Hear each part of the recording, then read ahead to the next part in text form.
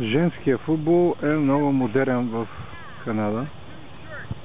Ето това да видите, училище го тренират.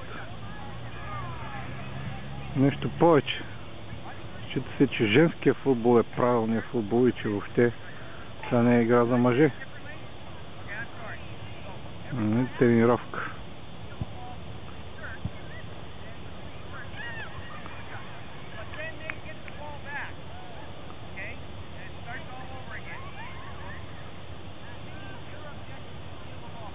Тук ритъм се положава, някои правят лицеви опори, други се мамят. Както виждате, играта е масово момичешка.